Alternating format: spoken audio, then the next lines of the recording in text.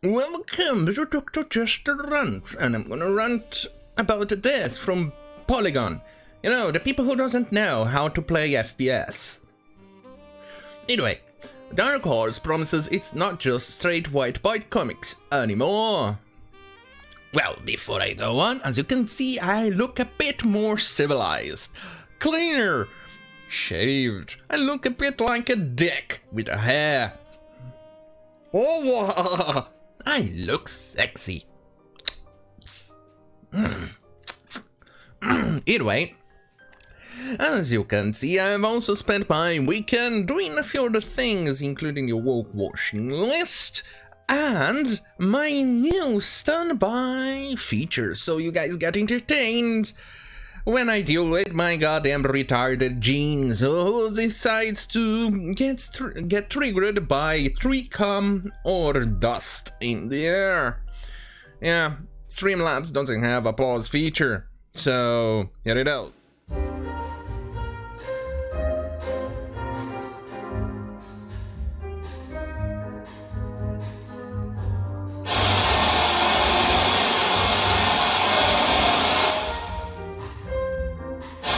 So what did you think? Entertaining, right? Anyway, I'm probably going to tweak a few things. I'm getting irritated by the color of the TV, which is an old TV that I have here. It doesn't quite fit. Probably needs to be more yellowish. So, I'm gonna have to work on that later. Anyway, what was I? Alright. Dark Horse promises it's not just... Alright, I read that. Build us a look at the future for one of the industry's leading independent publishers. The 35 years of Dark Horse past and present panel at San Diego Comic-Con 2021 proved to be just as much a celebration of the medium and its evolution in 3.5 decades past. Hosted by the public moving on. Publicity maven Kate J. The panel was made up of writers Roy Okupe and don't care, let's move. Berger held a court about her history in the industry, explaining that she was initially hired at DC Comics. Moving on. Including DC's horror anthology, she explained I fell in love with the medium. I love the collaborative aspect of creating comics. Yeah, yada yada. Yes, it's Polygon journalistic integrity. I don't care. I gravitated towards comics that were male power fantasies. Oh yes, you've gravitated towards comics that were female power fantasies. Jade. Hans was able to look at the media and ask, why aren't we doing studies about real life? Well, there's a reason why a lot of real life comics don't do as well. Because people are tired of real life. They go to this medium to actually get out of reality.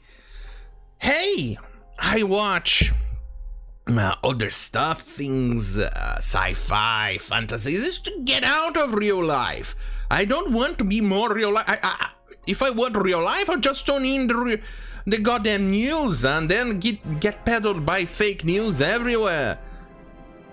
Are you retarded? Because if you are, you need to tell me. We need to label retards. I have a label. Because I think I'm kind of retard. Anyway. Let's see. The result of this line of thought proved to be DC's much missed Vertigo line, which Berger founded in 1993 and had it until 2013. Yeah. As it happens, one of the initial Vertigo titles is returning to print. Berger books. Berger was an enthusiast. Fagredo's Enigma, which was a hardcover edition, and now Thrill. God damn it, moving on. A very mythological, beastly characters who have been mutated in this field by what's happened to the climate.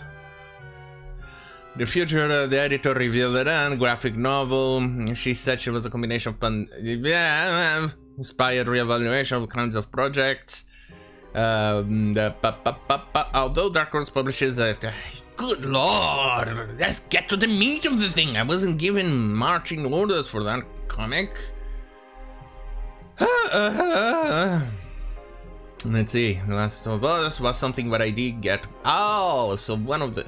No, wait, is this the Yeah, it's probably the first one. I don't own a console, so don't bitch at me. I watched people playing Last of Us 2, and that was an absolute nightmare. Good lord, that game sucked. Anyway, but started trying to work on the Avatar The Last Bender. I think it's a platonic idea of an animated television program for children. Jesus Christ! Jesus, Polygon, that's a lot of filler! The legend explained that he got comics by accident. I was too broke to do my own animated films. Ended up being the best thing that could have happened. At this point, you have no excuse to tell your story. I'm not saying it's easy, but it's easier than ever been. What comics does is earn the medium as a lot of authentic people to tell authentic stories. As the creators discussed the future of comics, all agreed that an increased focus on diversity in terms of character and creators was that excited them all the most. It's not just straight white boys comics anymore. Oh, finally, at the meat of the article, right at the end. I'm most excited when we are all in the industry attuned to the idea that comics are for everybody, no matter where they are in the world. A couple agreed. Well, if it was for everybody, you wouldn't be excluding your core demographic, which, as you all know, stopped buying your comics. It's not just the white males, it's males in general. They have actually stopped buying your comics. We can see with the advance of manga pretty much overshadowing every single publisher, Western publisher out there of comics, Marvel, DC, which are the two biggest ones. Then we have Dark Horse here and other third, more or less, comic books, which are still mainstream, relatively more mainstream. And what happened? They are not even in the top 20 anymore for months. Now it's just manga, and manga adjacent, which is related to South Korea, which I think it was in March or February 2021, which they stayed between the top, between the, I think top, in one of the top 10s, one of the positions around there. And you can see these people are not even going there. If you really made comics for everybody, you would make comics for female power fantasy, which doesn't sell much, and male power fantasies, which you guys classify anything in which the male is strong, or it's not a soylent infused cock, or a cock gobbler, or something like that. Or you don't change the comic or the story to actually go and make it one of those alphabet people or something like that.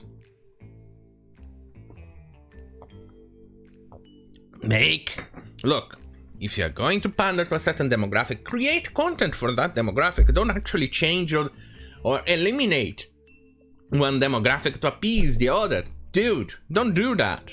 I don't want, for instance, to eliminate the, I don't know, those diverse comics. I don't want to. Keep making them. Obviously you're going to lose money with them, but go on, keep making them if that's what you want. But do not, I repeat, do not eliminate it. Do not eliminate it, or eliminate the other core demographic that actually makes money. Let's face it, the G.I. Joe comics are an absolute disaster. Up until recently, a couple of years ago, I even forgot the name of the idiot behind it, but he even blamed America or shitted on America after 9/11 and things like that. And people are not satisfied with crap like that. Or the, I don't know, the fat acceptance movement inserted in the goddamn fucking cover of G.I. Joe. It's an absolute disaster when the comics are today. They are not for everybody. They are only for a certain tiny demographic who are not interested in buying your comics. And they are a very tiny demographic.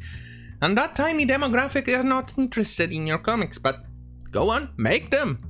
Just don't forget that when you go broke, don't blame me for your lack of, your lack of creativity. I think let's put it that way.